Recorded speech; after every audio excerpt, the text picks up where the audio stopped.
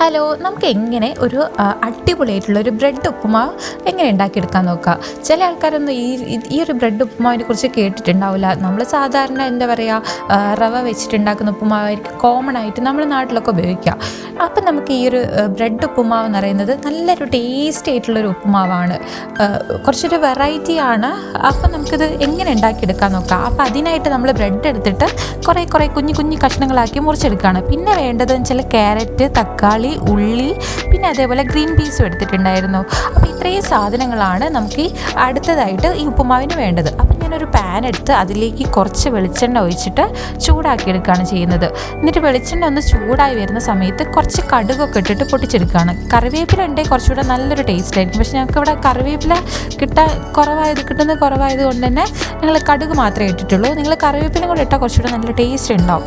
അടുത്ത കടുകൊന്ന് പൊട്ടിക്കഴിയുന്ന സമയത്ത് ആദ്യം മുറിച്ച് വെച്ച ഉള്ളി എടുത്തിട്ട് ഇട്ട് കൊടുക്കുക.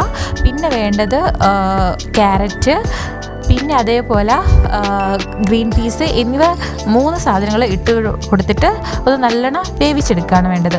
തക്കാളി ലാസ്റ്റ് ഇട്ടാൽ മതി, കാരണം അതിന് പെട്ടെന്ന് വേവുന്നത് കൊണ്ട് തന്നെ അത് ലാസ്റ്റ് ഇട്ടാൽ മതി. അപ്പോൾ ഇത്രയും 3 സാധനങ്ങളാണ് കുറച്ചൊന്ന് വേവ് കൂടുതലുള്ളത്. അപ്പോൾ എന്ത് ചെയ്യുക, അത് നല്ലോണം ഒന്ന് ഇളക്കി കൊടുത്ത് കുറച്ച് സമയം ഒന്ന് അടച്ചൊന്ന് വേവിച്ചെടുക്കുക. കുറച്ച് സമയം കഴിയുമ്പോൾ തന്നെ ഇത് പെട്ടെന്നൊന്ന് വെന്ത് കിട്ടും. എന്നിട്ട് ഒന്ന് വേവുന്ന സമയത്ത് ഇത് 3 വെന്ത് കിട്ടിയാൽ അതിലേക്ക് കുറച്ച് തക്കാളി ഇട്ടിട്ട് വീണ്ടും ഒന്നും കൂടെ വേവിച്ചെടുക്കുകയാണ് വേണ്ടത്. നല്ലോണം ഇളക്കി കൊടുത്തൊന്ന് വേവിച്ചെടുക്കുക. കുറച്ച് സമയം ഇളക്കുമ്പോൾ തന്നെ ഈ തക്കാളി വേഗം ഒന്ന് വെന്ത് കിട്ടും ഇതിലേക്ക്. അങ്ങനെ വെന്ത് കിട്ടിയ ഈ 3 സാധനം ഒന്ന് വെന്ത് കിട്ടി കഴിഞ്ഞാൽ അതിലേക്ക് കുറച്ച് ഉപ്പിട്ട് കൊടുക്കുക. അതേപോലെ മഞ്ഞൾപ്പൊടി, മുളക് പൊടിയൊക്കെ 1/2 ടീസ്പൂൺ ഇട്ട് കൊടുക്കുക.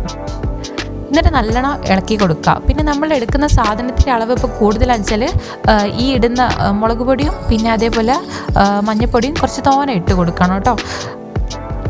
എന്നിട്ട് നല്ലോണം ഇളക്കി കൊടുത്തിട്ട് ഒന്നും കൂടെ വേവിക്കാൻ വെക്കുക. എന്നിട്ടൊന്ന് ജസ്റ്റ് വെന്ത് കഴിയുമ്പോൾ നേരത്തെ നമ്മൾ മുറിച്ച് വെച്ച ബ്രെഡ് എന്ത് ചെയ്യുക, ഇതിലേക്ക് ഇട്ട് കൊടുത്തിട്ട് വീണ്ടും ഒന്നും കൂടെ ഇളക്കി നല്ലോണം മിക്സ് ചെയ്തെടുക്കുകയാണ് വേണ്ടത്. പെട്ടെന്ന് തന്നെ നമുക്ക് ഈ ഒരു ഉപ്പുമാവ് തയ്യാറാക്കിയെടുക്കാം.